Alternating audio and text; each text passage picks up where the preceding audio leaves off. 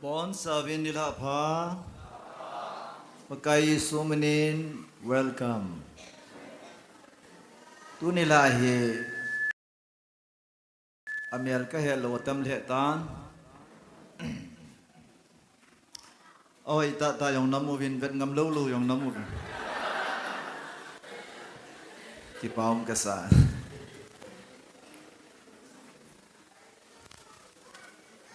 Zanhin langa tui kadon khil zin kalol hi mal ta bangin pe tu dila hi tu se yong su kalung lal thi ma hin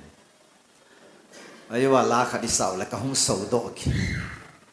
su ta ke yong ka hung din do hin ka tha hung ha do ki ta ka hung din do kan wi hi ho wai le phat sot de ti chu nan he de yeng ki ko sa nam di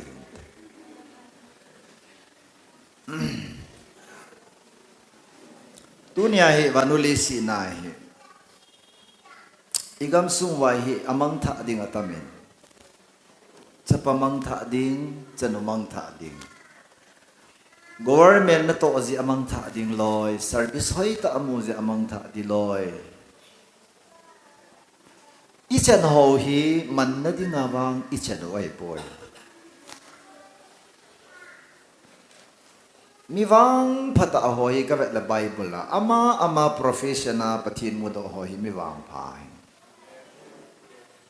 zakai chu akai don namuna adalhan pakai su mu nom ji in akai don namuna dalhan thei bu chunga kalen jisu to akimuton jisu aina alhunge eho kitum sei na lowen eho ku ki cha te a profession na kai mong atamen a profession ja pathin lam nga thelo omen kampo pia police department na tong khana sin oi pu police department na ko le wan gam ka lut da matin ken eu zalana lut de wan gam ma chu ban ho ta bang police ngai hi student ho jong na student na college wa pathin na ki mu theu kon khanina dam mo na mu na pathin na mu kon khada bai chat na mu na pathin na mu kon khanin a failure ko na pathin mu peter bong hi out of failure jisu mo ai kasi nong pinta asu wherever you are hoi am jong na chun no na su boil away ama bo aboy chun na dan pa so hi aboy na Daniel also Babylon na achievin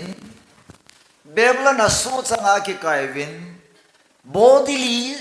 so changa achievin spiritually so changin ang boy ne Babylon gama pathin lobi na nasata in amwa zalin phondo in modo in ang thine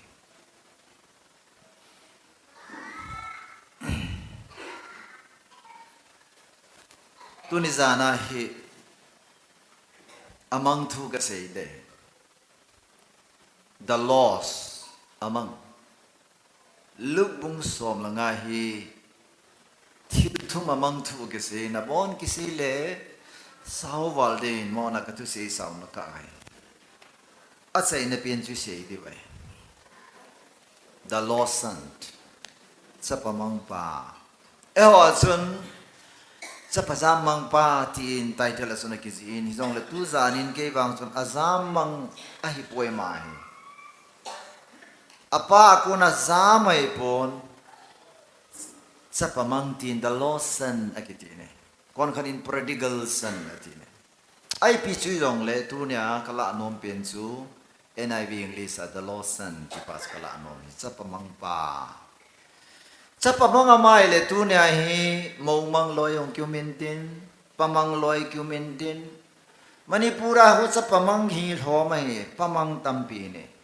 Bible là lo ta ban vana hung kisi mele pastor mang jo hung kin lai hi pa ko reverend mang jo mai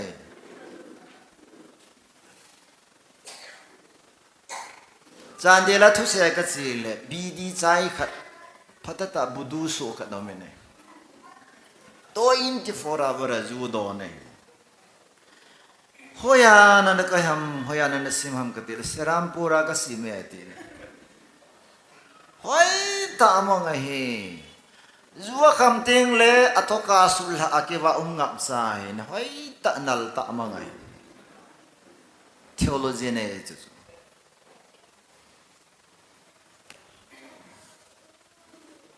mandan hi za za no mai Bible la definition ni vele mandan hi the loss ke ti ting le theologically as misplaced am nadinga talo ti ne thilimang thelo vai na de ka na ka parsa ko na sumleng la hi ke dinga amang mia dinga faun ne amana le mina mu te so na cycle sagi ka ki choin asagi na mang ne mang lo hi le to yong hoi ta ami na man thau thau ne the ka si amang hi lo wai so la la mamang gu cha ho dinga faun ne amoi to na ho wi na ki mang cha thelo pathina ki mang cha lo mi na man thau thau ai restaurant ho na man loi vendor ho na man loi hello ha vanoya mi du da lo ho na man sa loi o mai no mai zong hi avalum lo hi jinei thi lo yong khun jinei lo ka te hoi la ma gu ti ma na nei thau thau ai ise nom lo thu ai so ki sei si le ke ban sei do da ya ki chai yai e ho pa wa amang iti hi pura ki mutalo kho mang iti wa hin Bible amang kiti hi misplaced am na ding dola talo asu na ding atsu talo aki koi na ding mona aki koi talo wai mi hemi pathi ho ya koi ding asi ham tele ama a koi ding asi mai hallelujah pathi na koi ding asi mai Paulin le khazi na khoi vel in Christ kiti hi jathum wala se pathi thang wa na men Jisua Thessalonica Christa Jisua ho Corina Christa ho Kolgama oi putong khasun dam lain Manipur khawe ka ko do le Manipur Christian oi ho bunga na tam wal be ati thuchi hi cho abana na ho loi hen Jisu boi pi lewa organization na ha boi pi da noi na reverend ho yong van kam lu dung yong kam mo he ati he ma ta su na oi hoya no ma ta le ke e ki se Indian Evangelical Mission na ko me ke ba ko me ti wan ka se ngam lo Indian Evangelical na tong ka he ka ti ka umi wang ka ti lo ka na din tha as Christai hallelujah tu na yong le so na hin kho ong di lo na hi ipisa di lo ham tele no na din khana nom lo je a chu na hin kho chu di the lo wai yeah so right person should be in the right place ikipat ni wa kasi chu kan zo mai ikisai lamai ta za midi su hoya mam tele midi pa Jisu au mai hallelujah Vano ya lesin hen midi apiang kwai masam le rombong thum chang som na chun there is no one righteous not even one na ti koi masa son pham poi khat jongam poi ai wangin vano ya lesin na pathinin mi son sete yo si son pha asu theine dingin mun khadan si mini chu ko ham Jisu he ne hallelujah hallelujah ya itu na come to me kahinga oman tonggim te la pu gite kahinga hun ti pathi pakai suhin mi hoi na tong dinga invitable hi to come to him amala ma hung dinga ati ma hi เดี๋ยวข้าขณะยิสุก็มาชีโลลายะยิสุมินะไว้กุนโดนหีข้าเลยโซโลนหีพุงเลสาหอนโซเลยฮีภาษาเราเก่งมองได้ตากันเสียสิแล้วฮะพุงเลสาเงินโซลจะไม่จุอีพีเสมอกี่หอพุงเงินมิสุนทรีขัดก็สอนแว่ดีกันจ้ะนะกินหาสอนวินสอนลีดอวินกันดีอาเมนนิวลำเลียนกำไรนิวลำเลียนเอาคนกี่พัดสีนั่นนี่สภาพสระสุรเขากี่หอนกัสด้วยแห่กี่หอนกับว่าทีนั้นเกี่ยวนี่ขัดกระดึงกระดิ่งโดยอีท่านิวลำเลียนเอาในโซลงนบางภาวะในกิทูปีไว้อีโซลไปจีสุหินอาชีไปโซลละหินอัตสนหัวจูอากิทูปีหัวจูก็จะหัวบุหัวอีเจ้าจูกสุมนาทีภาวะดีป่วยไอ้กิสดนัสุมจงฮีอันนี้ปาจีสุฮีอีตานหัวสุมกันเนี่ยอันก็ที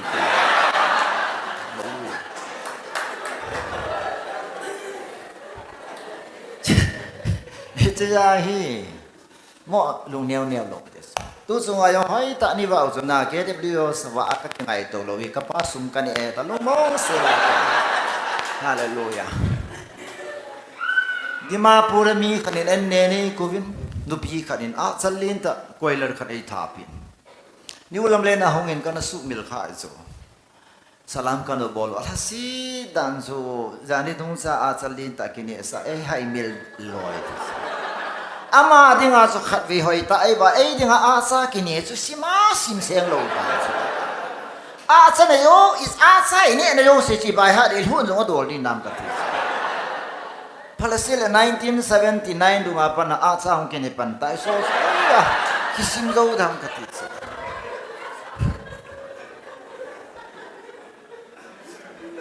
ไอ้เลยกันนี่คอมพิวเตอร์จนฟอนกังเซลมินฟอนอินบอลินลลยาสนินันูเอ็นยัยกูนูนะให้มิลวังจะออลฮัสซีดป่วยที่เก่งอุกายเห็นอุกายคุยมาสะอาดกันเนี่ยป่วยตุนิจันเก่งทิ้งตะกษเห็นเก่งตัวนักกันเนี่ยเห็นสามสมนี่เลยลิซังขัดกันเนี่ยเฮกันที่สุดเลี้ยวว่านะสุงาที่ละดิ้งเสนาเกี่ยวกับปัทยนาเฮฮาเลลูยาอาเมนปัทยนาจุปัทยนามโลเทงเล่บัวเฮเล่สุดสุงาเฮอิลลาโลวามินเขลทีกำจังมินเขลทีมีเฮว่าเฮปัทยนาเฮกุยฮิซงเล่ปัทยนาสุกี่ยาเฮตักเลี้ยงบอลกิติจุกุจ่ายเนลโลปัทยนาอย่าบอลสักอย่างฮาเลลูยาอาเมนปัทยนาเนี่ยเห็นน้องเหรอฮะตัวนั้นเห็นน้องเหรอปัทยนาเนี่ยโลเลยอีตาบังเงินเก็บผัดสันหลังอีตาบังเงินหัดจงเลยจนสัตนาในยังไงไอ้ละปัทยานี่ ownership กิติกุยมาเปียโลไปกอลสีอาเซจุล160นะคนน่ะมีนามูเทียมูโลยองอบอนสเกียอามันอามาอาดิงาอัสซีเมไว้ก็สะดัน created by him and for him hallelujah เอ้าพงฮกิเลสอะไรดิงากินอะไรดิงาไม่ใช่สิมโลจูนะนาก็หอนนาก็แลนคูกี้หอนคูกี้แลนก็เอหินาเลนโอ้เฮกติสุด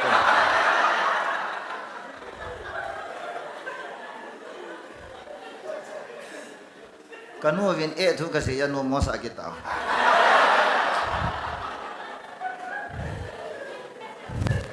ก็เลยนู่นนั่นทุกสิ่งดิสซิปลินแต่ว่ากับมีนจีนที่สุดยาฮิปยามีเหตุไงถึงถ้าสิ่งนู้นตะกันเสียตัวที่สุดที่ตรงเลยนู่นลุงฮอลกุนเสียนับว่าเล่ๆใกล้เรา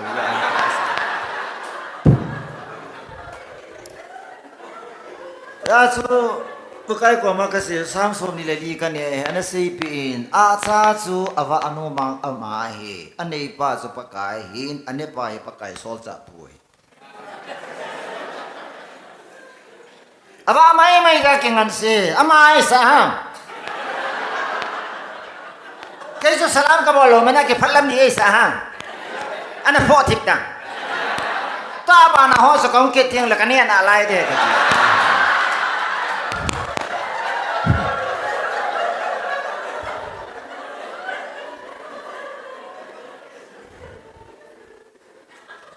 สินาเฮqueพัดลมตาหินโคนามันเดโลปีหอยไล่ลงฟอเรนจีนลงยุโรปจีนลงเอเชียจนลงละจน มีก็มาฟอร์เรนเนอร์ทับงาไม่ดอยดัดดูน่าคิดดัดดูน่าเห็นข้อมันได้ปูนี่แกว่าก็เสียเจนี่กับพาก็ไม่แต่ลุงมงเซลกันล่ะกิเลสว่างกับพะป่วยเลียนว่างกับพานี่กิเลสว่างจะปฏิญาณเดียวจะเลียนว่างพาแนวสร้าง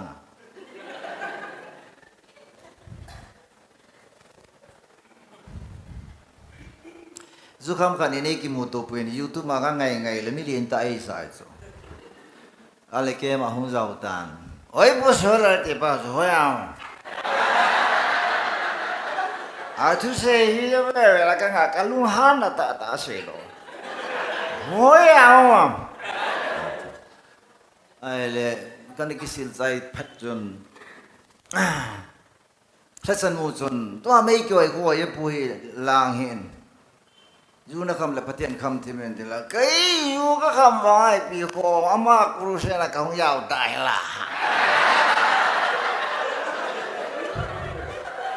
อีปีเอาสลามก็บอกอีปีเสียน้องมา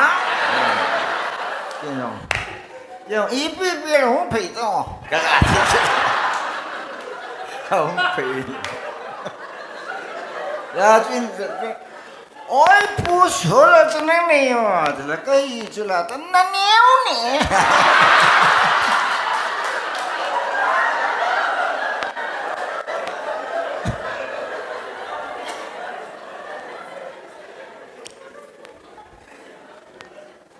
ก็ฮิลีนักกะลิมันเนี่ยจะอินุยสิฮิตจ้ะพอลงฮิมิเนี่ยว่าไอ้บางงานวันนู้นเลยสิเรียบงบัวไข่พอลสร้างบางฮิกสานดิ้งกตาสนะโอ้ยผู้ขายคำโตจงทางคำว่าปนักลุงมองเสียเลยข้าวิลิมก็กิลาวเลยก็ยิ่งอมิตาบัจันกว่า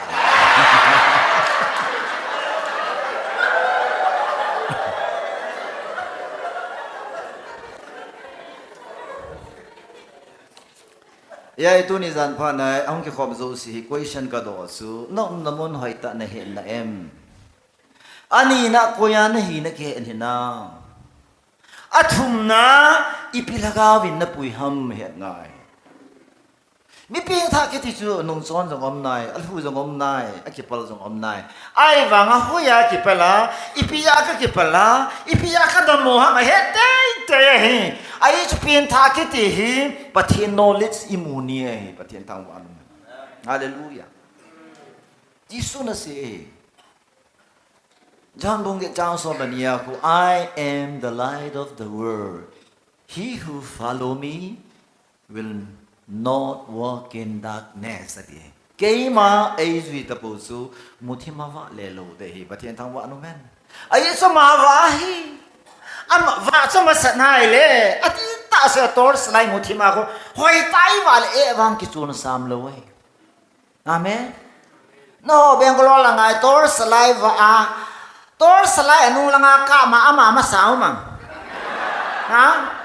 ตัวไลต์ตัวสไลกะมาอามาสาวกะสินะนี่ตัวสไลอัฟวะฮาเลลูยาอัฟวะตัวสไลวะเขาเอาเนะว่าเอ็นะโคดูลำเปียกิสิตายอาโกอัลโฮบอลโฮบองเง่บัดตะไลนั่นโคดูอิจิดุงจุยาจุสเต็ปอะไรเฮที่สุดคนห้ามปะใครสุนเนคริสเตียนโอยเนี่ยฮาเลลูยา He who follow me ว่า follower อิตาสันขัดซูคิซูยะเฮซูบิเดียวอย่า lostness of man ปะเทนี่มีมังอากุย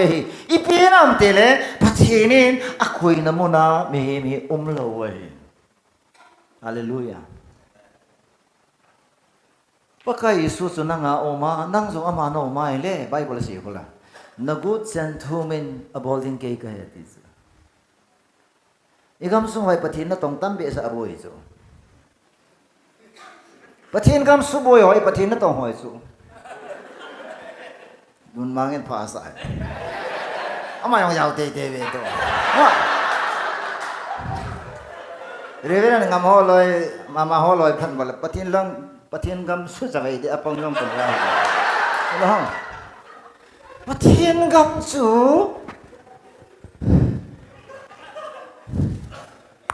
มีขัดใบตาไว้ปูประเทศลูซิเนี่ยก็รอละประเทศทุกสิ่งหงขัดกันจุนโดยก็ที่นั่งมันก็จุนโดมั้งกิตุมโบเรตาหงจุนโดฮิมีโลโซมีเหม็นจุนโดสิหงไงปูนี่ประเทศนี้จุนโดไอ้โซไอ้สมัยบอลเวลาสมัยที่ว่า16:18นะ I will build my church I will build your church ที่เราจะ my churchก็หัววินสะดวกนั่นเองอ่ะจนน่าหัวนักกิคุมังไง boy I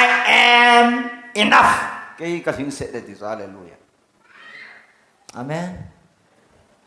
มันนี่พูดละงาค่ะกันหนึ่งนิดนึงเต่าดำปูอินสวยเลยมั้งก็สุดก็เต่าปูเลยมีดำสดด้านอ่ะก็ที่เต่าดำปูจะหวยอะไรมั้งที่อีเสียคิโลจีลำกำลังหาสิจุดเต่าดำปูเต่าดำปีที่สุดก็ยังมาจากเต่าดำปีเต่าดำปูเลยเสียจงอ่ะภาษาเรามิสเนรียังก็ยังมาจากฮีลาร์มิสุดำเทขัดจากเกมโลส์อาเมนมิสุดำสุปัจจินะเห็นอโนยาเปติสันเสปาสุอัลสปาฮีอาเมนจับปาก็เต่าแล้วตากันบอลแล้วตากันเสร็จแล้วอย่าหูมอลนี่ดิโหยเก๋เด็บลูเอสาเจแม่นากังปั่นผ่านอาซีอุมแฮอีกโคละไก่ลูสีเสียมายาไก่ลูนี่เนี่ยเถอะ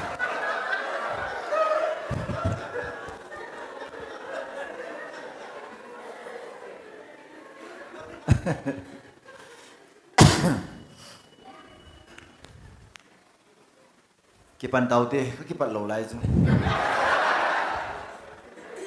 Sabtu itu sih, come to the point now. Dipilih. Lu busom langa cang som lakat he, ane simut tuin mi kat in sapa ni ene yen, so le ane au sapa son aza a hepa kagau sanding su nepin ati tuin ane su ahopi tan he. Acum mayang cumi na vet he ni jong lepat hirin tu ni lagau tingki topi na he Bible sang ka vet na he point ni se kan se ding he point ni khat na sun ipihamati le wrong step of the sun the lost son wrong step step ala akhir amen point ni na right step by the lost son mang tha pa hin step di taan la ki moy hallelujah that mean hin kho ki ti aphamon ki panjong le apha ki sei la phai ti nei so hallelujah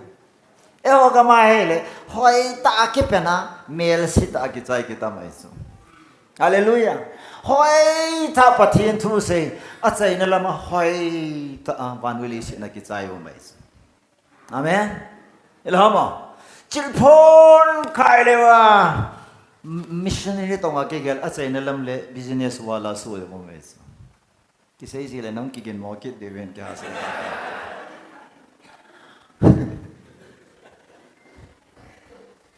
ya so mi te proba bangson well beginning is hab den kitinai ai wanga pathina de chu abul lama hoilo tan ki panjang sun ale lambe hoi tan ki chain ai chi ki chai na di wa na hi hallelujah ya so hoi ta ki chai ngai hoi ta ki pana hoi ta ki chai wang so excellent hi amen pathin thang wan man na apin thania pana athi chen ge hoi ta ki chai ke bi si ga ma mi khano me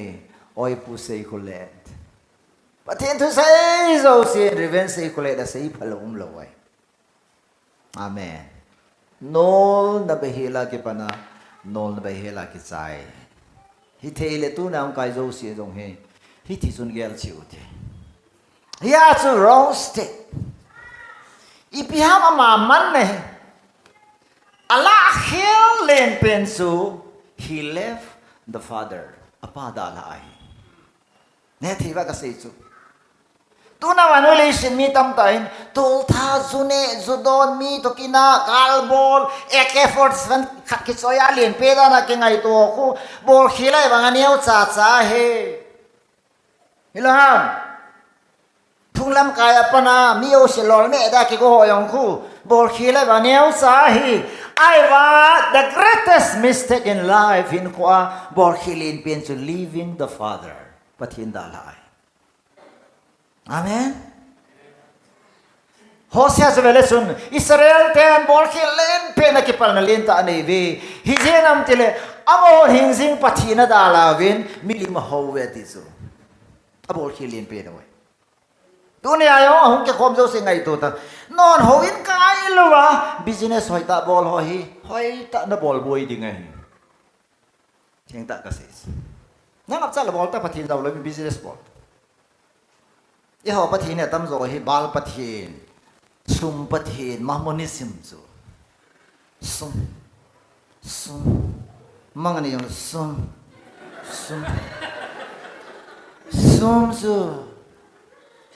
ซุมฉันใจตาโมเดลละหัวคนมังอันนี้ยังละซุมสุละอันปูตาอาจีนุนอีปีนี้เสียงเงี้ยตัวอีปีนี้เสียงซุมก็ดีจังไหมขังลงลายจูอาผมสังหารสุมิจูนี่เทียฮะปัจจินดาลฮะปัจจินโลคันอีเบลกัลซิสนั่นไลฟ์ชูริติกับเป็นนักดูโลดีเฮสุพิเดียวอามาว่าเลสติโลเซนดาลฮะหิงซิงปะไข่นับเบลไลหรือว่า somehow นักเลโดเตดีเฮSolal chapter 1 verse 1 is. Patin tang wa man.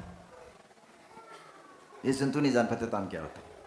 Hichi chapazam mang ama amanda arong step su apada la hi su pityo.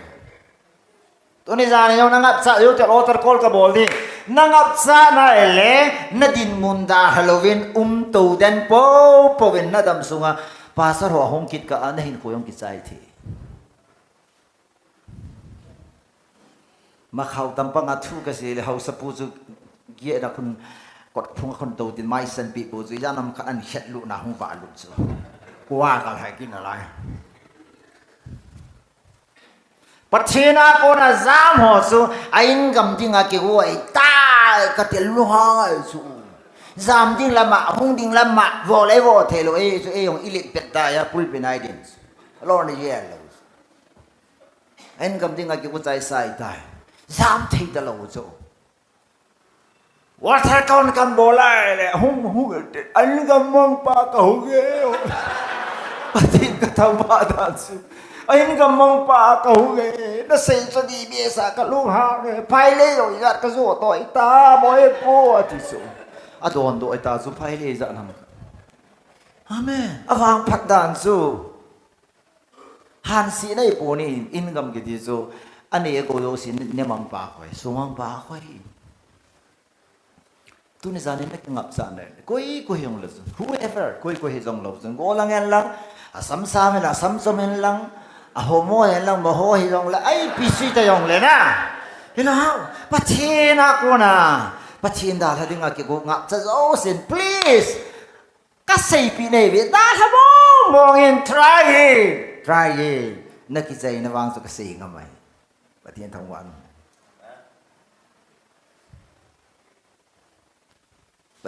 ป้าสิจุฬาเฮ้ป้านั่นนี่นักโกหอสุกอุตนี่ฮอปปี้ number one อีพีฮามา wrong step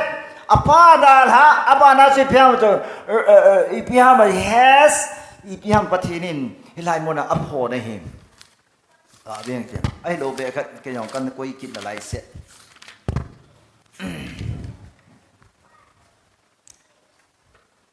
Number one, wrong intention to his father and his belongings. Apa ni lagu le? Apa he chung sang hai wrong intention ni? Alung put di lawai so, amen. Homi tam ta chichi chula. Pa ni lagu siya apa dah ha tamai so. cha thế rồi về là xuân na apa buổi pilo apa chinu ngã chân tiếng sẽ calculate bol ang ka khut gì không biết số ít thì cả ngã lần kapa thi tiếng lấy soi số cái hen kapa gari hen kapa car hen kapa asa building zo si ko cái ni nu pan china kan ei de atu lai ma he chapa kin su nom talo apa la nu yo kin su na kha ngai pha na he cái ông cái bộ này thì hỏi ta cái là cái cái chuồn đâm cái hệ mi bol cho không cái bol tê thì ngay là hả mong thì chỉ về là wrong intention tôi này ông ấy thăm anh này chứ là bắt thiên pan thì bộ nó là để à bắt thiên pan là nã sa lâu chú bắt thiên pan là thúc bì sa lâu pan này là ngô xe chú lùng kia là ngày lúc nó này số na Peter có về ta bắt cái số ta cái mù tổ na cô lúc bung ngã trang xôm là khát khơi về ta he left everything and follow him ang ama do siya dala Jisu alen anga ako abon sa kay adala Jisu no mazuiwa ko abon hay tawi ama sa kun masanga asilip tuwin abul lang abang kabonal so na he left everything and follow him intense sa so idan so na nga mat lo na mo na nga mat sa paso nga sa nga thupi he ta nga hoda la thei so mi tam ta hi pathin phathi ru isan ho hi pathin nungi zuine diwa isuta nga pangtas block it pangtas nupi kon khat su alup na mun nom be sa jing thau zo ta lo apa ben ki phalam ta he boy no itho a phalom thâu thì dùng cái gì ngập lụt ta rồi ít thâu phải luôn ha là thằng nó lại thấy người nó thọ đã lại biết cho cây con xoẹ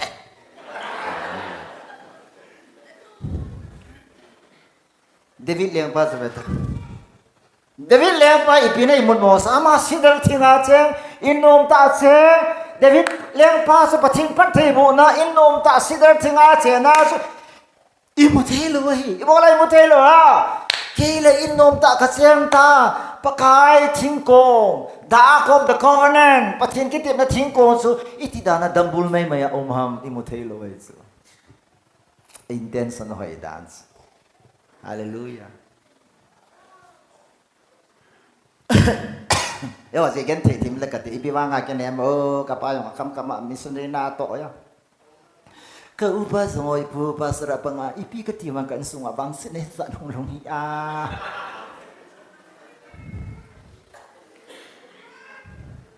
paralyzed ka ya bedridden ka hi pathine mo sa so lalin paralyzed ka ya ka gen thei thu so ka ngai tu thu pi lo ko sunga thi mo na nei lo pa johnson na nei lo pa bol khel nei lo pa gu sa te ni ki ka amel si ta ki khai pa ho ka na le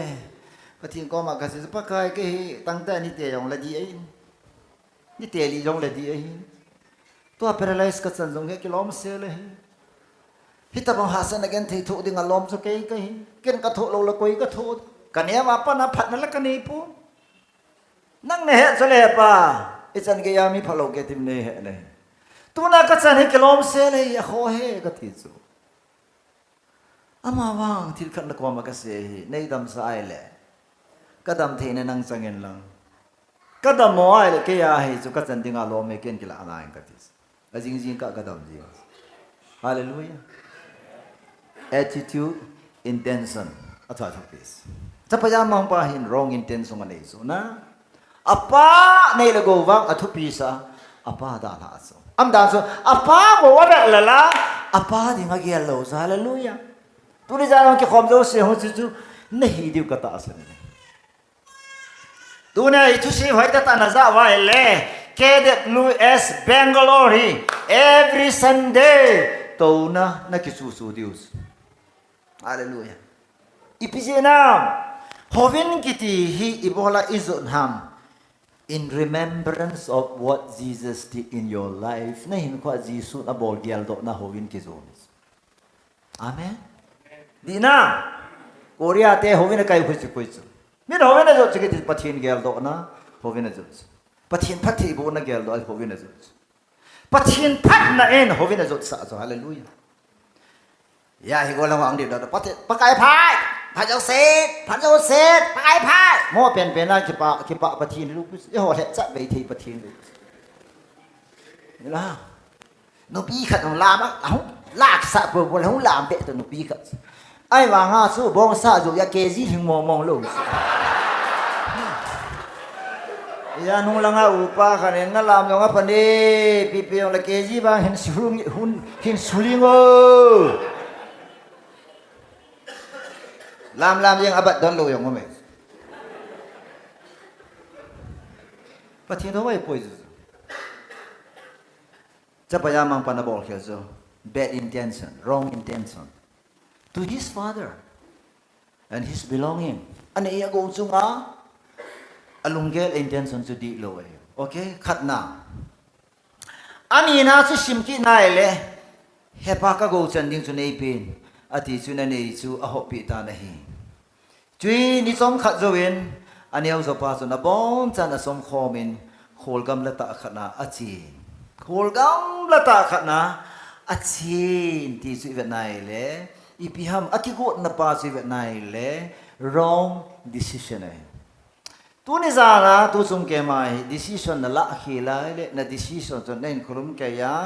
สัตว์ละนั่นเดลดิงนั่นละข้าเลยนั่นดำสุงานกิสิโลเดย์อาเมน1977นะกับพินท่าไอ้เกย์เฮสินิจานะเฮพักใครในหูหิงนักมูเจ็ดผ่านะก็ whole life ก็ที่จันเกย์ปะทีนัททุให้ตาเห็นเกย์ได้ฮิลเว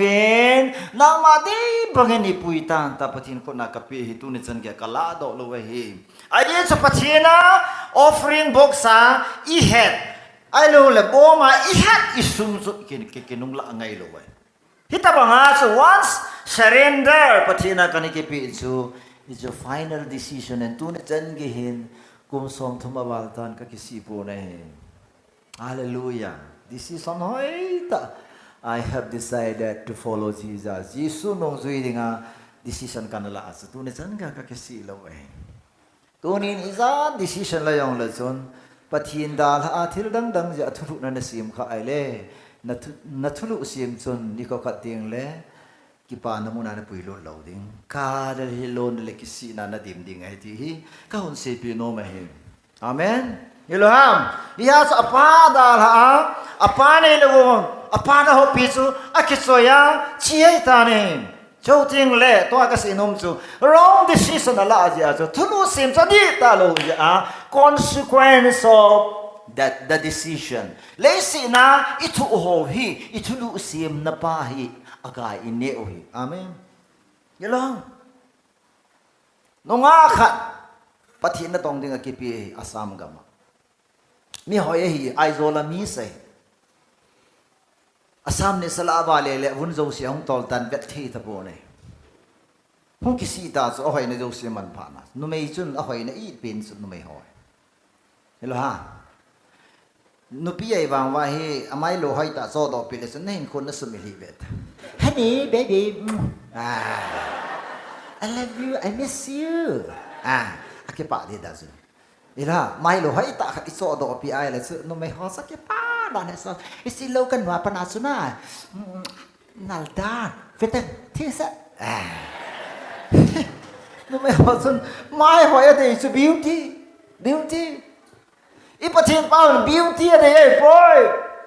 beauty sanga beautiful de hallelujah ya so kan ka se mi ho no me ho kem kha la beautiful is more beautiful than beautiful itself sabte proverb lo beso solal proverb ta so kaloi nui ka kitchen ti la sa hoi mo ta so ai wanga a duty hin asu hoi so ai wang so da lo sang khat na ne lo lai thi lo sang en pi na lo ha som khat les lo ka mi na sin a duty so hai ta bo ja so hoi ke sa ilum dan me na baby ke bo le ka hallelujah paten tham wa na man soi sei do hi na ti se yong la ke ka pu te ka ke lon tin pa em lo Say that by you.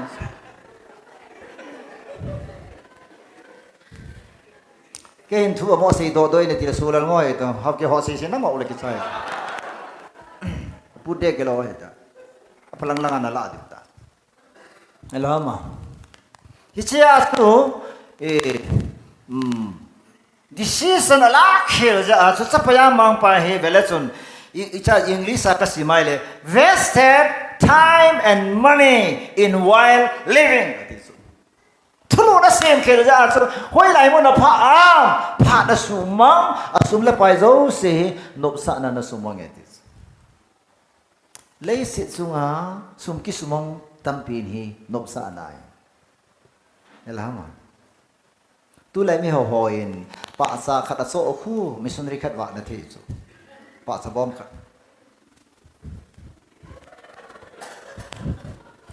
trong sự trình thị tan đọc na lai thi su asa ten tham chắc to kha i pili ma ha aban bai dai sa ha dikit la ai dan zo gati aban ta ba i do ai me ho ke pa sa bom khat mai meng zo 10,000 man 20,000 man zo u mai zo ya ha di na no sa na in no ding in hoi na ding ai lo le decoration bol na ding a sum ki sul lu na ding a decoration na Nagaland Mizoram Manipura hong ke panta su lak thum lak li ke chen na de chu ki chen ke ti flower ngai lo pe chu jamo pin ke se la direct bed city so le ki chai ni chu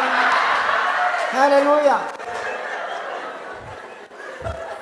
pasar kan hoina hoi tai go pawale boy no ki chai non te si tai te ta direct bedroom so di ji halu gala bol ngai lo pe so amen kitchen na oi zaom ta nei di ha decoration celebration 1,000 lakh expendables according to the Bible kay Bible ay vested kitis pannabeya kisumang tines wasted time wasted money in while living tuna khang tha khang do ho ve prova minipisiam 21:17 also he who love pleasure will become poor no sa na ding jeng na kipe ho so hu vai cha te de ti hallelujah ke bang no sa na ke kipe lo hin tin opposite so ang ka hu ho te di ka kigin mo ka ta si dan ho di wang ka tha si ilham jong he jong to ka kilung tu na khania mana se chu in nom hian lang ke ho hi jong le ei ni kilung si la ki chai chi chu ka solution lo let us love amen ki de nga ya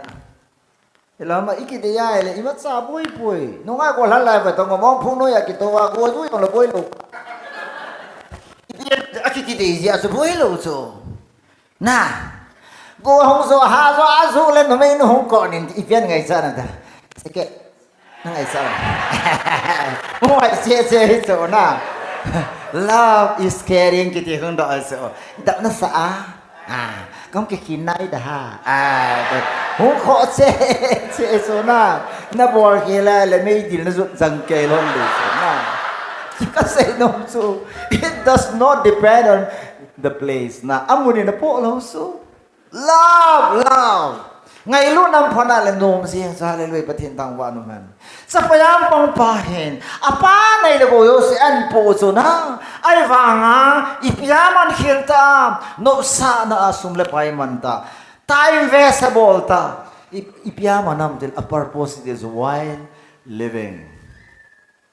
alai se zunga blessing di ta so pathin phathi ibu na ho hin pathin pa to ikimu to asele blessing di ta so hallelujah blessing chun pathin lama ei puyai le di so a sile khathi mo blessing hi ka dei so a chi na a thin na wen Bethlehem an pui so la e ho langa ching ho chan la tu ni thu ki sei ko na ka na ko ta ki tu he ta ho min da na nei so na pastor pau se yo ka kaden EPS o cha pa khona go wa KW si khang to pon pe ka sao no phe si ta ye ama mà cho xin ngay bồi á chỉ na á bùi mà ngày rồi này hallelujah na ho na si na nè này bắt chín cái đó na tiếng ngày hin bắt chín na cô na pula na tiếng là bắt chín đã là na tiếng bắt chín chỉ này biết rồi ý cảm xúc cái vậy này là ham ti đam chết số ai mi society ham ti đam ti alu na le mà bung bulang alam zo na tamatan ato lang sang be sa alu lang na le atamatam so Amerika lang nga gazil Asia kole soyo sa gazil ang kile ay le sa yung chat telo ay na tambe sa mi to say yo sing ai nom telo chẳng có cái hết sai ini kisah cái hết sai ai sao bảo họ làm cái nó bẩn xạo nè nó nộp sa na asipoi hotel ato asipoi restaurant ato asipoi nung akar ko lang ka hoy lam ka na nakachido sa asipoi ayun la nakiday na lang nakingay na lang patien patay mo nakilung setay na so misuse naman kilo na ile isi choy na chi na ding sa pa yang mo pan sa bole aman tha na ito tunay kam sungwa sa tamta kamuhay hallelujah reverend ni pe kon vaso katiza ti pola katiza am tele reverend ki gimne be se zo pati ni mos reverend zo na apakah jala su reverend ki sang ho he zo le reverend in sola la tha kha dan ta katiza zo ke nei pun ka se pa ka hela isal pa nga ta he tu zo aka thelo dinga ichi nei them no yong he pati ni pe api pa long de ai man lo wa sun dancer zo dancer mo mong zo now dia sa te ho ka tan gel wen tunin Bangalore city ano mo ni wa mang nan hi wen sa pajamang para bo khel chu hi decision la khel chu hi lo athum na consequence bi ha velaven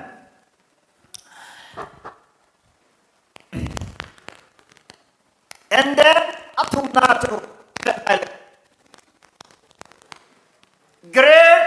famine swept over the land. So, kilna sata in agam su anlota nahi kilna sata. Nahe dingi tunin decision nala akila pathina ko na nagam tha na pathina ko na nikhi mongle nadam sunga naum na ding su kil ha nagamanam dehi. Kil ha ai til sumla paiwa nagati po nahin ko satisfaction na molo dingai. Kil hoi pen sumi ane ego sunga lung lai thelo ajipa sunga lung lai thelo azine na lung lai thelo atsanai na lung lai thelo manipura ka tau na ka thigo ta ko la chanai lo se sin chanai ne dinga ai tau no me ne si sin pasal ne ne dinga tau no ki ka no chanai lo ja ke dung hai mal hai ni tho sa hi wo ka na na vai be ka ti su ibola ki azau lo pa hi ni tau sa sa bam nang ni ki pe shil za ke kai ti gan the ka lu hang ai na cha na nei lo le ki thum tong pathin ko ma naw na nei lo le pathin ko ma thum tong a kho phu ne ala ka sai non pen ki bola ide ki se wam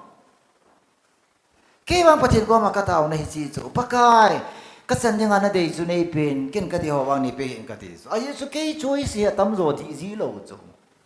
ka dei ho ya tam zo khat cha na phalo chu ya su pathi na dei bang ta nei puin ka loi no he song in si chu ka dei lo ka sang ya ti chu pathin ka thang wa su ken a dei zo si mo le so la ji ya pang lo ti chu a dei zo si khat cha ama dei cha yo si khat cha ki chen pi lo chu amana dei lo pen so pahong sia pan su dei lo pen ya pahong ji thau su hoi lang na su di ai ba kilo do ke sia na pan ta su la da what can you do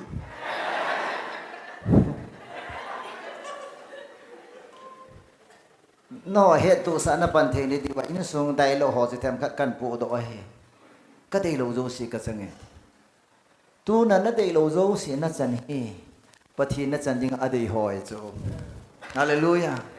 ni tam ta ni dei lo khadi chan thiang le pakai chi ka she he ti chu pathi ni na se lo wanga ken ka dei pi na he tai pi chu ai chu he know you the best aman he hoi pi ne chu sulala dinga pha man he nang dinga pha he nang dinga na in chen na dinga he nang dinga na kin kha na dinga he ya so pathin na gel do the na dinga na in kwa na pui na ho hi lam ha sai lang lam to he lang lam su yong le aman na pui na so phai yin so hallelujah pathin thang wa no he chi so patatan gel ta consequences is great famine in the land swept over the land gil na nasata in agam so an ho etis an lo ta etis tu na ta ta chi chuma so igam so ka na man ilang wang ka he manipur kam ti koi ma sa lung lai se lung lo so na ga ho ke phin me ho ke phin ku ki te ke phin sadar hi so ke phin lam kala ho a ke phin a ke phin lo si ku ho mo tai ma do ta na la ki phin ji hello ki tis manipura cheng ding a qualify ta lo ta pa ngaun ta na la in ko te na ga ho sun framework agreement a de nasata government to ki phin nei chu ala pathin ka thangwa dan gam ngai ve pastor sulal kotar charisma cottage kain khu charisma cottage ka ti chu kher khen iti pastor ya kapul chen umina cottage china charisma kapur khuna ai khoi sa chu ke lu ala kapul momong kalunga yung kilang khalo chu ras kapur chen wil ho mo ta giri pau ne lo le nyong tong to wo the gift of grace ka hin khwa ka mu zo si he ke ma finding dong jai lung sit mana kamu hallelujah hu hin na yung lung sit mana kamu pathil chana to yung lung sit mana kamu ji hoi ta yung lung sit mana kamu amen lo ha na lung hangam song ji hoi ta kamu lo ha kaya dinga mi ade kai poi kaya dinga superstar hallelujah kamu so se lung sit mana kamu ai so hi chai ka ke lai le ka kya bola kamu lo zu lung sit mana kamu ngai ja ka life full of grace ai ja so ka chen na ko charisma ko tes ka ti ka ki pa dan ko ka yin su no lo pe su siling jong ka bol jo lo pe su asung dan zo se ko rai nuwa ka get so sa te piang su yong ke lo ta thu pi taung ka sa nom lo amin mo wai la ji to kin a ting le wang pong pong an khet na lai ti wai ya su na khet hom thei thei ya ho ka bol pi su na in hoi ta ka sa lo ai wang ka se nom pin ta su ke lung hai se la gam ngai ve nga ka thei chu na hello in sung boi na na chu cha te za la boi na chu boi na zo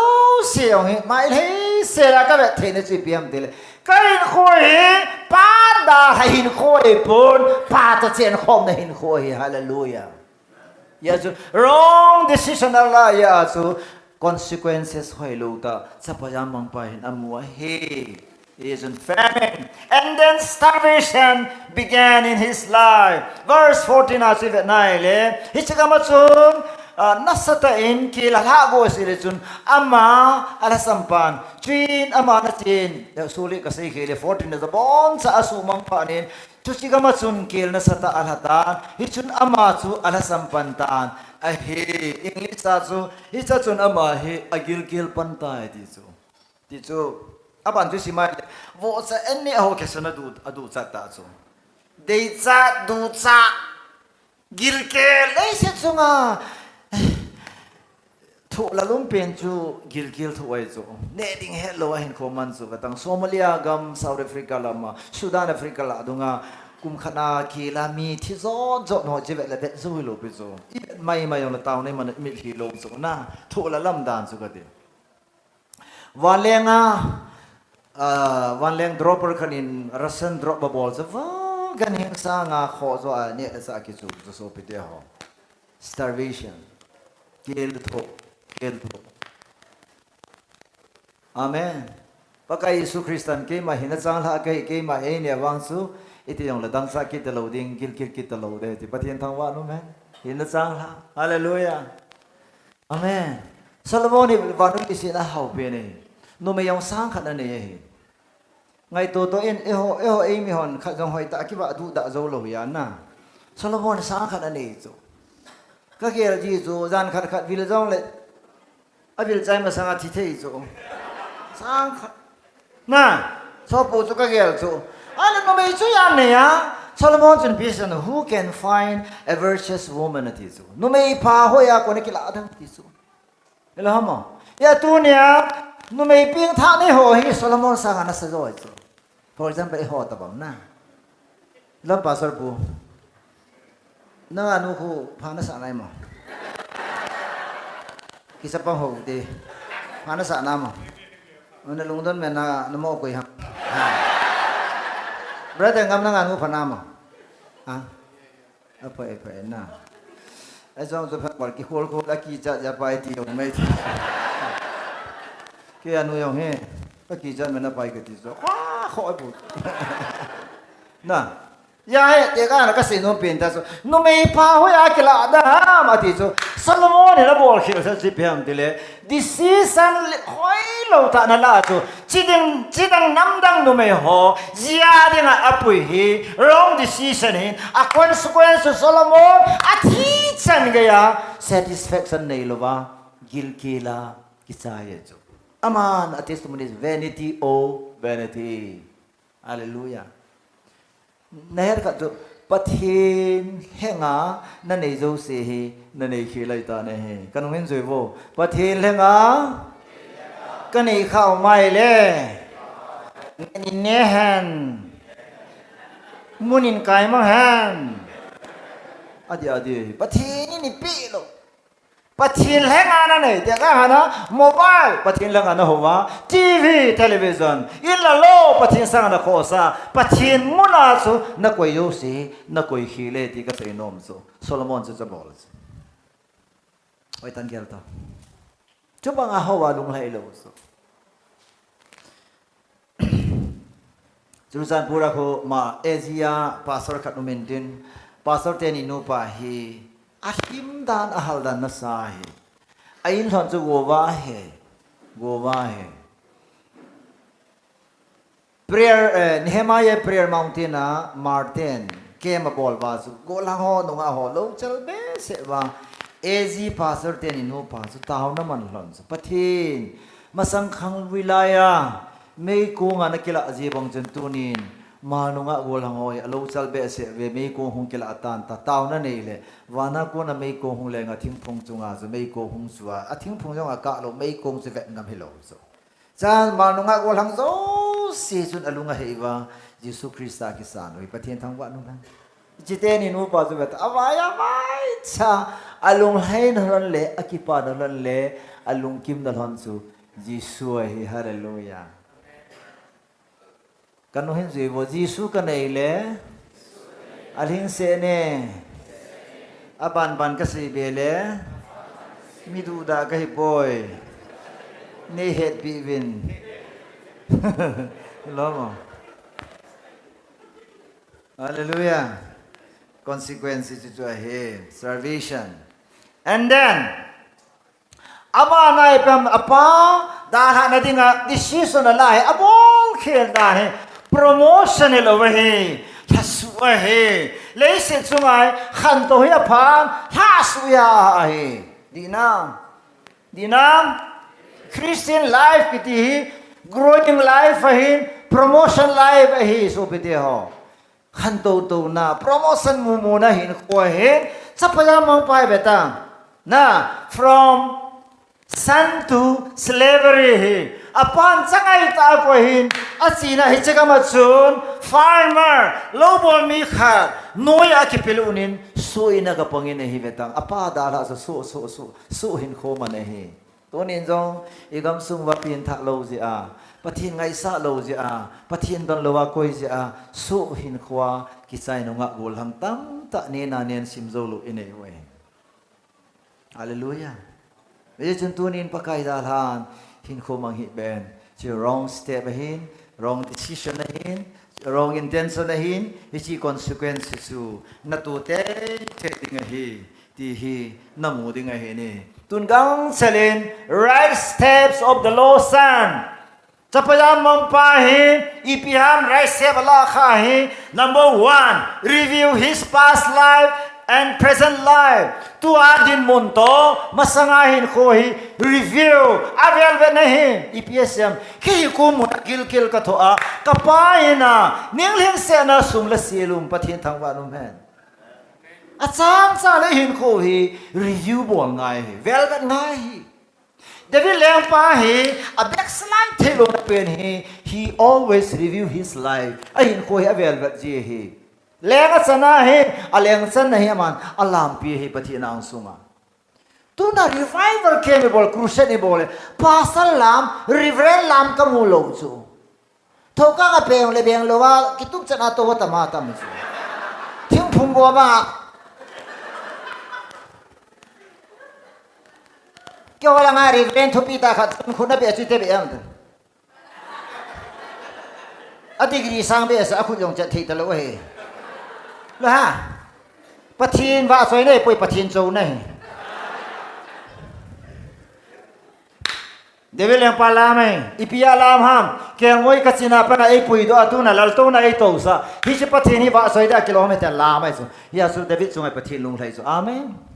ฮาเลลูยาอาเมนฮิจิไปนะบอลเขะบอลข้าสเต็ปขัดจะเป็น he review his life ไอ้เห็นขวาเบลเบดเฮ้ตัวนี้จะเนี่ยขวาเบลเบดต่อเฮ้ยอังเก็บปันเนี่ยอีที่ตัวนั้นเบงกลอรำนโมเสียนะอีที่โคตรหอยตานั่นโลฮะอีที่ออฟฟิศหอยตานั่นไก่ฮะเฮ้ยอันนั้นเก็บปันนะนั่นเก็บปันนั่นเกลโดตังเกลโดไอ้ด้านตานั่นเบงกลอร์ซีเตนั่นกูไม่เลยนี่มุลด้านนั่นมาเลยนู่นจะต้องมีโซสบอลที่ต่อPastor Solen hoya chilong le phaiko Chingham village gari nam ki za lona wan lengin ki za lona mona ping ka hete tu ne chan ge pathin thaga ben isu mil sa lo always he made me review my past hallelujah Israel te ko mai pisam Isaiah lamchi ve nai le ipisam remember the past forget not the past nahin ko achi so sumilin ipisai na na pan hoya nan va ham na non hoya nan sele sa Bangalore na na to thini hoya ke panam na nu taw na ji ham na pa taw na ji ham koi ji ham asi he so bete ho hallelujah sa pajam mo pa na bol hoi ji ji hi ka pa na no ta kanom so ipi ka ngai to ka pa kan da la to ka thik ka to ha a mistake a pass a ball khil ki mudo so hallelujah leise chunga a ball khil mudo la ho hin ball kha ding ga mudo thelo chu na thia no me ho no pa ki to lo yong vela chun khat pa di ki sa khat dong di ki sa chite ni cha hin kho a pian pale te ni no pa ba chung nun ki chwa thi di khat sa yong lin lo wa thi di chu dro chi a thi di football ki sim la ka de mo pen chu dro chu ta so kalung lu leจะทันออกมาโลดันดรอสีปียงจะขัดเปะจะคุมเบลปะดิ้งดรอกันที่ตายากิวิอาดรอฮาเลลูยานู่นไม่เอาเส้นกันนี่ปูกำเสงนะพระจอยเตียวสินะพุทธัมโบโยเซไว้โลเจ้าตอนนี้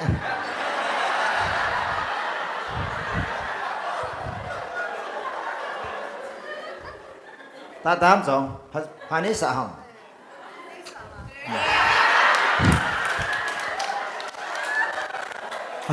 ก็จะป่าวาลเบสเกนี่เสียดานะคำเกลโดนทัดฮาเลลูยาประเทศไต้หวันมันน่ะนั่นแหละมาผสมนั่งนะพัดลุนมังก็พับปุยหินจีนไม่ว่างสุตานมินิทบอลเทกันที่สุดเลยมั้ง ไอ้สมามาฮีก็เห็นนะปนัก 100% สุมิกินเอลสักเจ้าที่เล่นนุยสิอีพิจานุยห้ามวางตัวเขตตลอดนุยสิ smiling face all the time hallelujah ดูมาห้อยด่านี่ไม่โหลดอะไรสักทิพย์ตัวโอ้มาไงกินอะไรสิยาให้อร่อยนุยอันนี้ที่ก็ยังไงสิคิดเจ้าหน่อยนี่เล็บพันบ้ากี่ใครลิยงคนยายคาสิโนพะซอยกันในปัวพะซอยที่น่าให้กี่อาร์กุเมนต์นมตลอดสกินนมตลอดsoกี่สังเห็นอามาพะซอยที่ attitude ในหัวเฮเลยสิจุงอาบอยนั่นเองlo soลุงมองถ้ากี่ปะตาจิตตัวเชียงไง so darling you are far better than me hello I love you I miss you เดี๋ยวกูทักออกมา so เอ้ยนี่หัวมองออฟฟิศใครดิ้งอาเจียจียงละหัวท้อloเฮล so คิดเจตัวเลยกันนั่นอะไรกูตาหน้าว่าดิมุนเซนนั่นเองอะไรที่โดนพับเบี้ยเลยจุดละนั่นน่าว่าเซลล์ดิสปาร์เมเนน่ะเนี่ยดิจุมีกันได้สิจุไม่ไทยแต่บางเห็นขวาอัมโปยกับจีสุคำจงเลยไม่ไทยรู้ว่าคอมพัตินกับทางว่าไอ้ที่สุไอ้สุไม่ไทยหัวมีนั่นนุ้ยสีดานัดจุดผ่านกับอะไรกับทุกสุป่วยที่สุน่ะอัตสุนุ่มหัวแก้วต้องในจีสุงอลังคำเดียดุนลังตะไปเดียดุยองไม่ไทยรู้ว่าน้ำหนักไหลพันอะไรสุไม่ไทยขัดอิจเบงกอลอร์ซิตี้เห็นคอมันกิติสุป่วยอะไรหรอกปฏิญาณว่าตาแต่นักกินงเล่ติเลยตู้จานให้มาสังขัดเบกิสนับบอลตู้จานซอมเวเปียนับบอลอะไรฮาเลลูยาปฏิญาณว่าตา praise the Lord อายุจะฟิลิปปินส์เสร็จแล้วฟิลิปปินส์บุญนี่จ้างทุ่ม consider other better ฮาเลลูยาใครในปีตัวใครในปุตตะกิตุตันหินโคมังยิงกะเตติโยเซนเซอุเต remember your mistake in life ในคนนั้นบอลคิลนะเกี่ยวดอกอะไรเจ้าหน้าจู่เกี่ยวบอลคิลเกี่ยวนะเกี่ยวพัดลำดิ่งกัตยัยปนบอลคิลเกี่ยวนะมีนะบอลคิลยองเฮดทีมเด็กกัตยัยไหนเกี่ยวยองบอลคิลเทกเกี่ยวยองอักิพัลเทกทิวดอร์วิลเลียมเกี่ยวเจเนสเกติปานุ่งกัลสัตทีมเป็นนูตัวหงบอยาสูเอฟเฟอร์เนียสูมีตั้งแต่เดียมจงมาสุกันกัดเดียมงามโลสูกัลุงซีดันสูเกี่ยงหอยตากะกิเวนทุเห็นเกี่ยงอามาตาบงากิปัลเทกะฮีที่สุกันนกปะโซกิปัลเทกะฮีก็กิปัลโลวามากิปัลเทมาๆกะฮีมิสวอร์ขัดซุนอินโมบุลละกุนยาเฮเนาะเตะสิกองขอดกันภาษาพูน่าจะเทียมแต่เชนะประเทศไหนล่ะฮะมันไม่ติดในวันน้องอ่ะตินอาบาลีสิจงเอาหอยเป็นนะso hello เดี๋ยวแกเฮ้กิติบายทีน่ะเสียทีรู้แล้วนุ่มมอเสด็จจงอัมดานตัวยาเฮจงเห็นจ่าเสียนุ่มไม่ตัวนี้คิดพบโลภะเป็นเนี่ยทียาเฮกาดียาจงเห็นนุ่มไม่ดังกับพวกโลสุกเฮจงที่งาหิงไก่ตายนุ่มไม่ดังกับพวกนุ่มไม่ดังหอย hello หายองกติโลสลามีบอยองละสดตะกตุโลสุอามาดิงา heart disease สิจูยาโนมีฮอตลิมกับกิลาดันจงเฮ distance ทำกับกุยจูโควิดหงลุนจีเฮโลเกย์ permanent distance กับกุยจูนะโนมีฮอยนุ่งลังอาดินะไอตาคุอีกะเจ็บมาเลยอมอจุงกังไงแต่พอไงวันโนมีขัดนัดโลเทจูยาปัสสาวะลิมกิลาหงทิงไงจูปัสสาวะหงเทรนนิ่งละไงจูลิมติกิลาดัมอีคุณหอยอคุยดัมจอกันนะ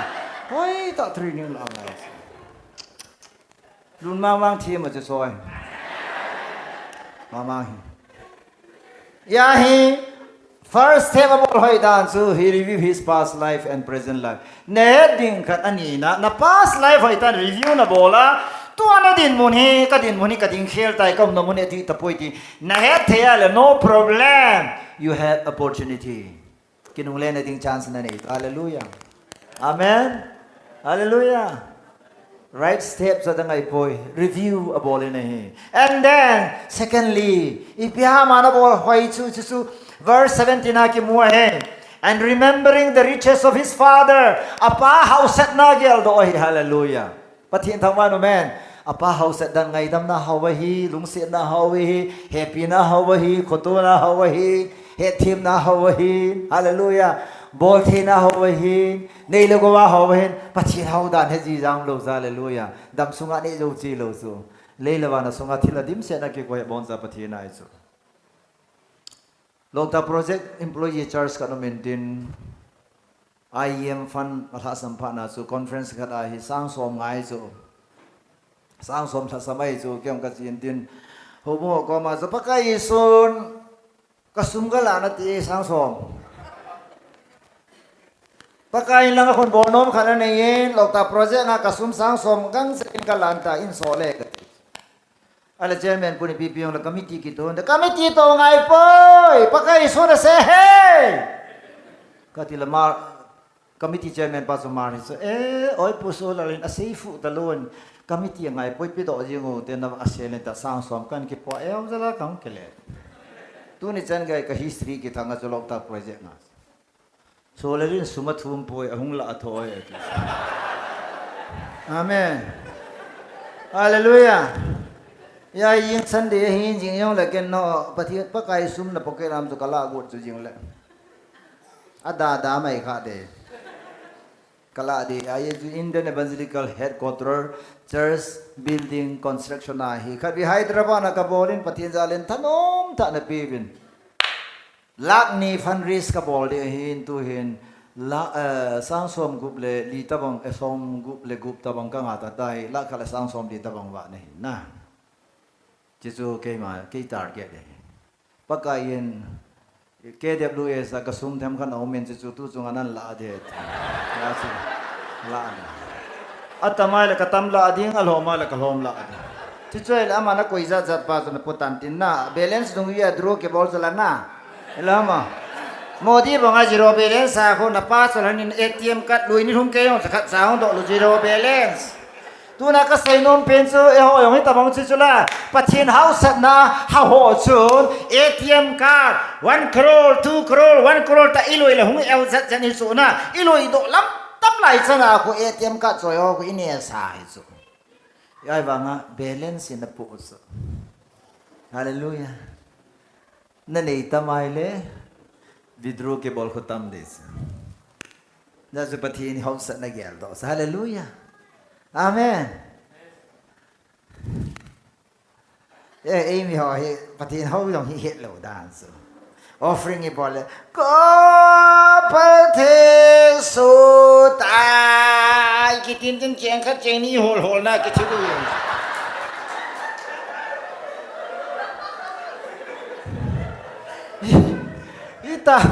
ita su na i be se le thieng tan nala sa yong khel jing tong ka phal theng thei po ka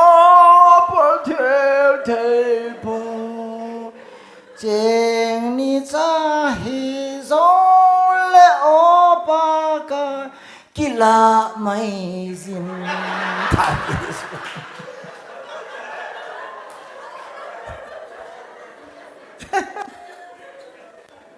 Amen.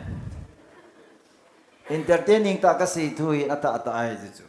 A balance am tam lai chana. Beta hichipai bola apa hong kinong le ham. Ka bol khira ka pa ka dal haya vai cha na hong longen. Ka pa ahaw pa ka bela la ka pan ke ya dinga i na nei poi ti pa cha ya. Hallelujah.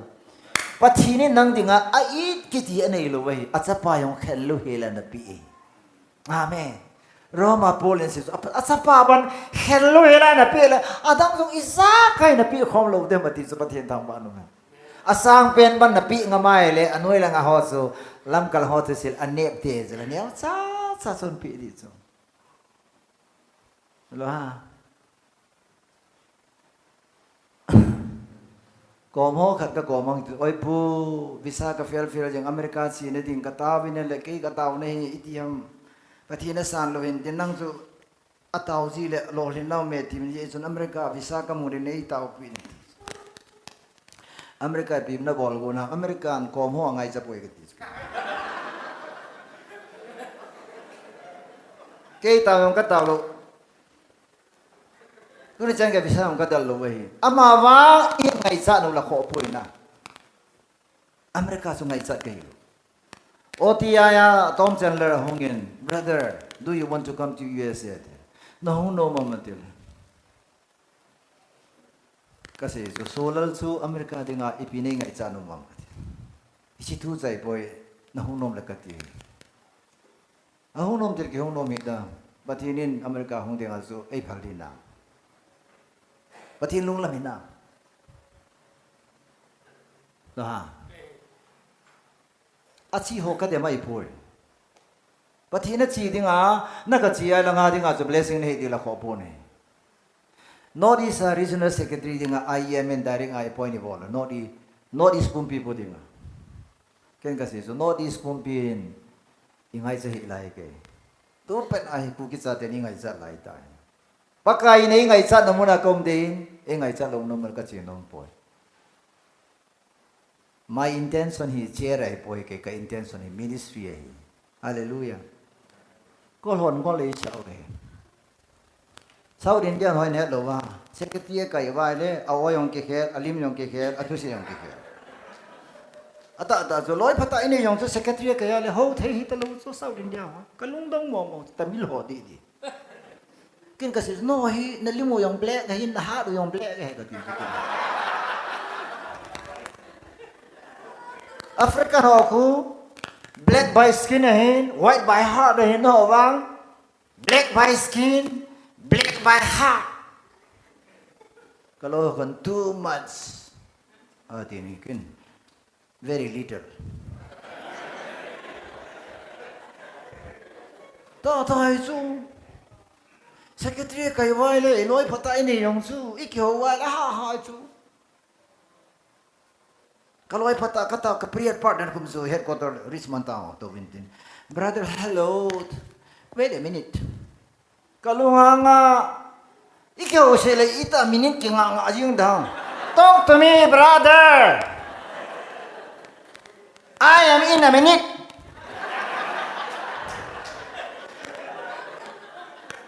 kalau hang gì chú kêu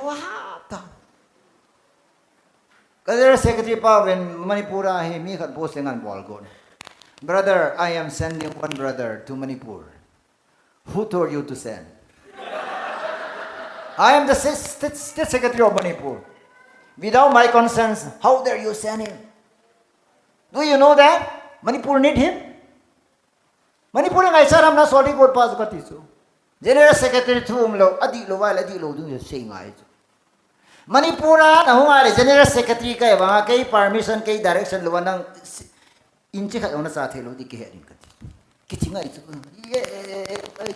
Yes brother. Yes brother. Abi pisu ke vela phan mol hei cha mai mai thing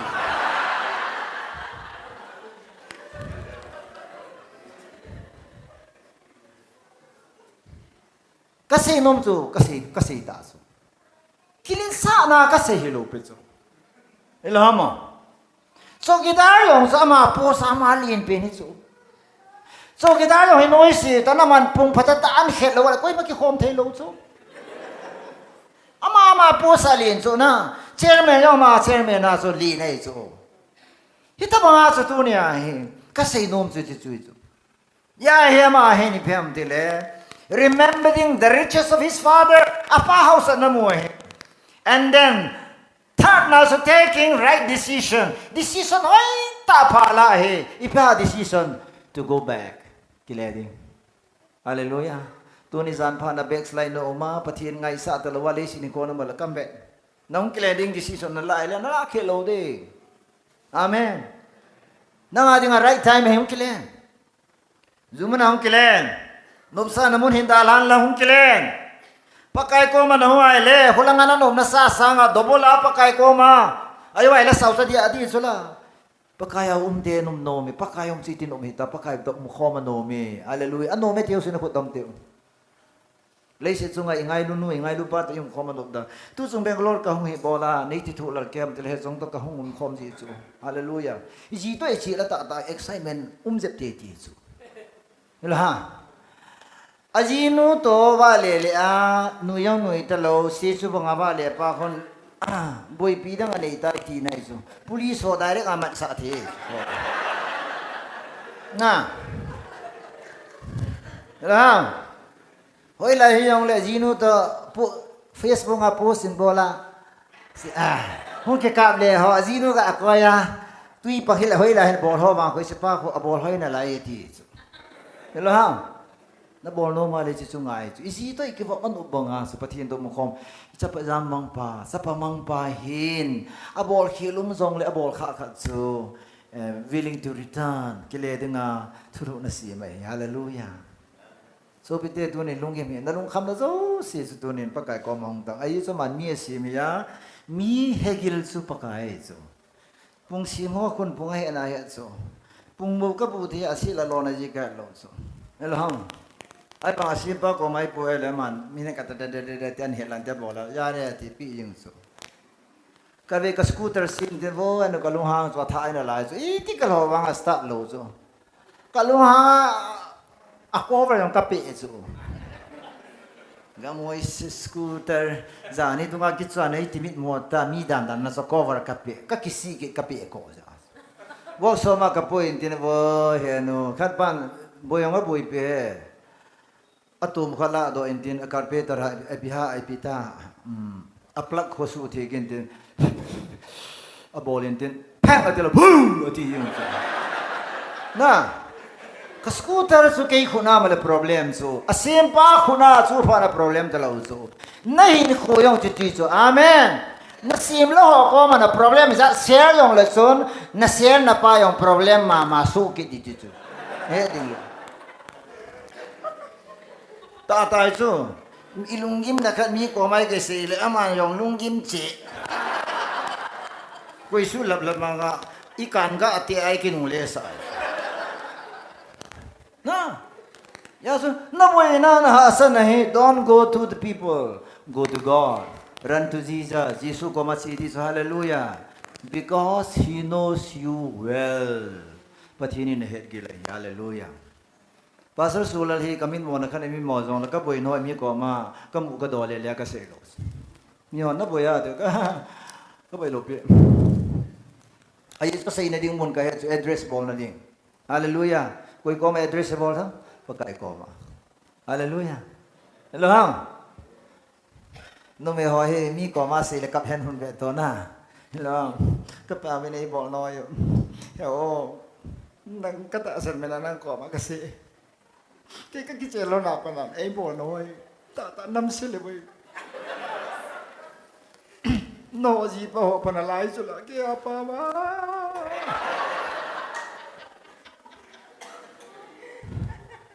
aji pa ga pho ke cái mana ka tha lo he cái mana ka tha lo he ha se hi bo ka te li na lai de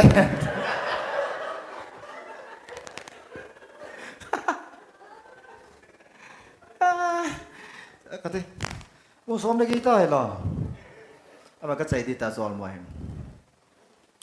and then anina he surrender to his father apa ko ma ke surrender so hallelujah hung kinung le dinga ki go a hung kinung le a apa ko ma surrender bo so he pa na so thala bang ni sim na sa ti ding ti hoi kai boy ti so aji so apa asu na dan su apa ko ma si so na sada ki phalam nei so ui chai le bo chai le ki phalam na nei le ki mo bo thei lo so na ti na iji te yong hen darling Zania kabol, so kabol hil mo di daling etila. Isay de ke pasalon ke mo ko yun. Ako.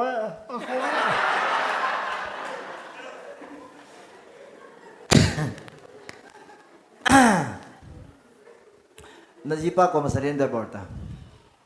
Zan ha ka thu se jon no mo na sa te he ita bagay te lung som ham kasi khil dai he boy pani ngai dam te yin.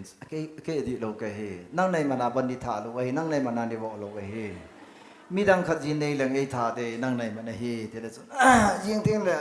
koiler ke ji khat kan zo le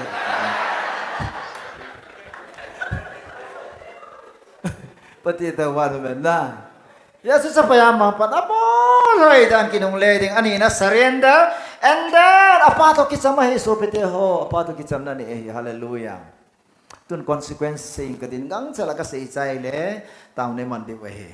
consequence bi down his father saw English also and filled with love and compassion ran to him akidandan apalanga akile phana apayong asapalanga hong kile so hallelujah pathin ke lama hong ke han te yosina ko dang go ประเทศเกลมหงเกเห็นทุจานตาเห็นกับ problem สิอินเกเห็นนั่นที่ไอเลย please turn to him turn to him อามาละมันนั่นเกยไอเลยประเทศนั่งเกยดิ้งไอ because he saw you อามันน้ำมัวฮี hallelujah ประเทศต่างว่าโนแมนประเทศมินิในมูสูเกวเฮไอ้ยุสมันไงลุนฮาวตะลุงเสนดิมเสนหินอคุตูอินอามาก็มาจูนจูติงเลยอคอยจูอินอาใจนะคิสฮิมว่าให้ดานกิจอบเลยสิจุงามีขัดจุอิลุงสุนัดละกิจอบเทโลนจีนูอลุฮันเป็ดตาคนนั้นให้ลุนันสอบฟังอิมูมอกิเกลโตอลูจูอิลุฮันเป็ดนาคุณแล้วฮะมวยบางอ่ะสาวหูกิเกลโตจูมูสาวปากแล้วฮะดีนะอิลุฮันเป็ดตาอิจีนูฮีสอบในลุงทิมกินเอโลจูไอ้เลยอามาให้ยินอัดสอบเบตใจนะอัดสอบที่กิติจุนเพียงเดเลย accept เนฮีสานเนฮีปอมเนฮีตีเนฮีฮาเลลูยาอาเมนตัวนักเตะที่จานบอลคิลจงเลยสุนปฏินันนักกีฬาอะไรนับบอลคิลเขาสุกิชิมโลวะเฮฮาเลลูยานัดจันดิงจูอา consequence จู acceptance เฮนักเก็บปอมดิงเฮฮาเลลูยาอาเมนปฏิจูนังตาบังเกยตาบังเฮโลวะเฮปฏินับปอมดิงเฮ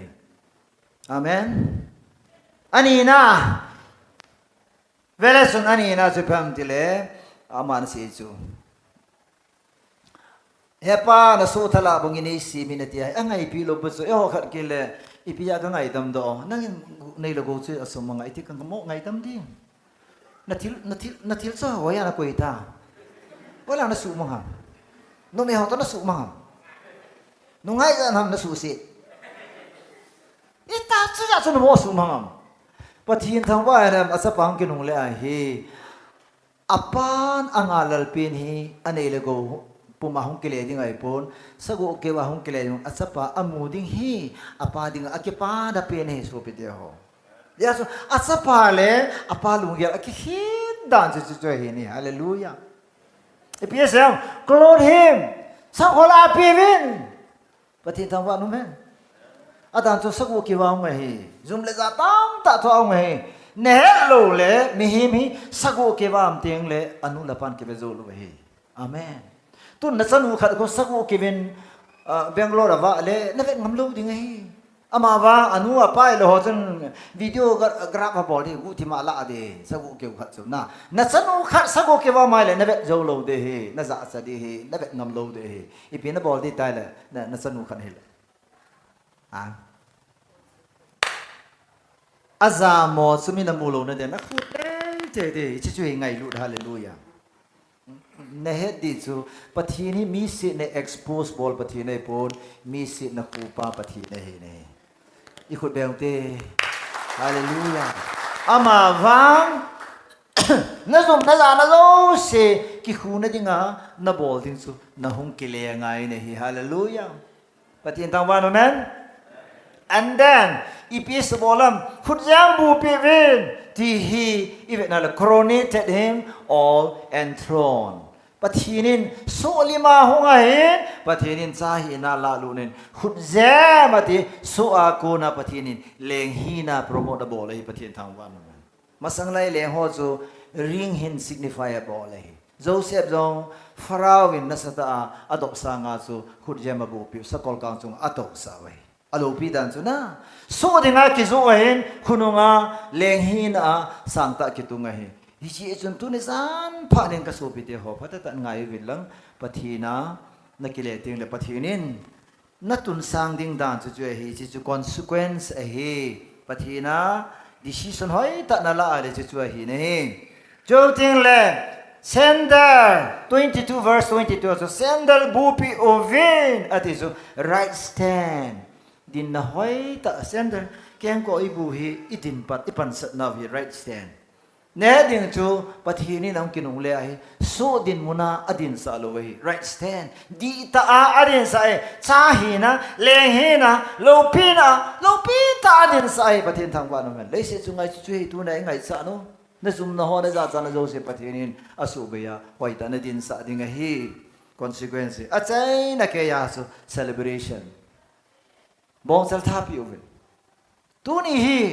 ka ni ai poi mau ni ai poi ki pa ni ai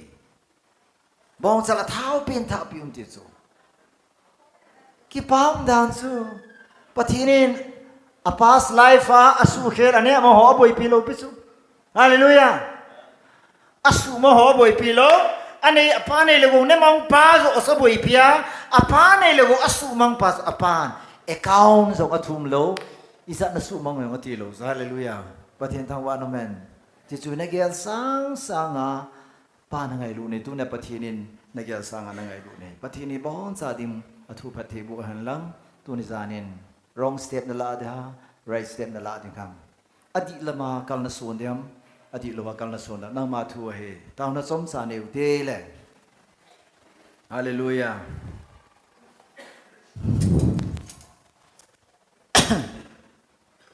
ตัวนี้จานะฮุงไก่หัวโจสิปะทินทุนจะเอาหินน่าจะเห็นนัตตาสนายเลยตัวนี้จานผ่านินลุงดำเซลินปะกายนั่งมากันนาดาลหันนั่งมาดาลหาเกยมากันสิก็นั่งมาเฮพัลตัวเราว่าเห็นโคกมันฮิกบอลขี้เลยตัวนี้ปะกายนั่งมาก็มากังกิเลเอก็เห็นขวดทิลโซโจสิเห็นนั่งกระดอนโลจะบุยเฮนั่งกระดาลหาสิตัวนี้นักกอมก็เห็นโจนี่ปะนักกอมกังกิเลตายสปามังทะปาบงอินเกยองจันมังทะสปามังทะก็เห็นตัวนี้เห็นกันโจนี่ปะก็เห็นขวากังกิปัตนักแบบนายเลยตัวนี้เห็นกองน้ำมันดีตะพุยนหิงเห็นโจนี่ไงป้าที่อุมาว่าละลุงสิแต่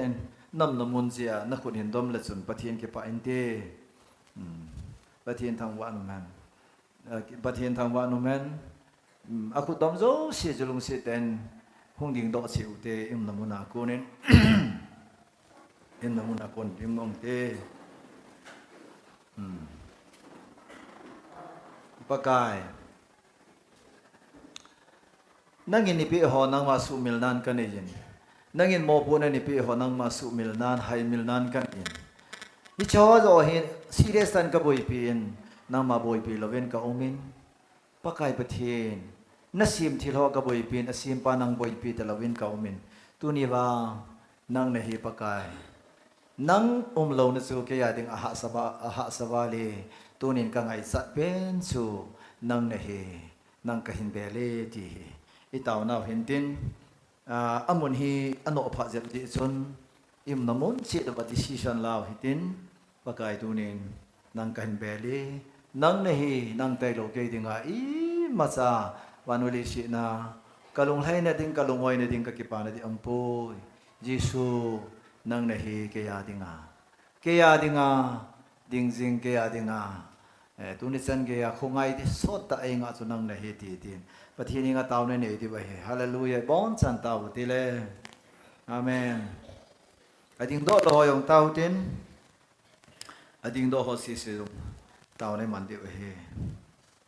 บอนสันเต่าที่เลยปะกายตุนิจานมีฮิจารินปะกายน่าอังสุงาดิสิชันละนักโกมาหุงกินุงเลเทียวันนี้สิทิลโฮเลมังทัดดิ้งทิลโฮดานุงสุนาสัพมังปาบังนักโกมาหุงกินุงเลนดิ้งเลนักโกมากิปุ่มปีโดนเลอลัมปีเลอันโตฮอโซสินักโกมาปีโดอาเกยทุยเดลวะปะกายทุยฮันติอาตุนิจานะหุงกิปีโดฮอจินกิปาทุกเสนฮีอุนีอาฮิจินาอังสุงาก็หุงกิปีลูดูฮิปะกายกัตมสุวาบอลคิลที่อากิเซโลดิ้งกับบอลข้าพินว่ากิเซดิ้งไอตาจินกิปัทุกเซนฮี simple faith ปะกายนังมันนังไอซาเรสปังเนียวสอนอนุเลปาตาสันนันเนียอนุเลปังันสีบังเงินก็เห็นโควากำมะลำวะหงลงดิ้งโจสีนังกังันสีตาเวนังมันเดย์ในปุยเวลังna day bang ta ni so bintia kapag kay Jesus Christ amin nakatawa he amen